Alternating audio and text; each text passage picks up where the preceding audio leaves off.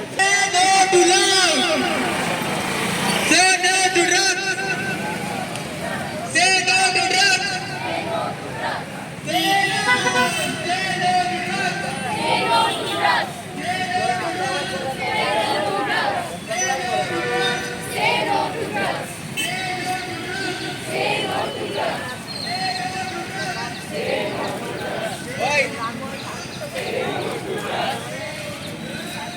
Which is the International Day for Drug Abuse. We are organizing a rally along with students of ES College Indian School. The rally is organized basically to create an awareness among the society and the children that drugs should not be used, they are harmful for the society.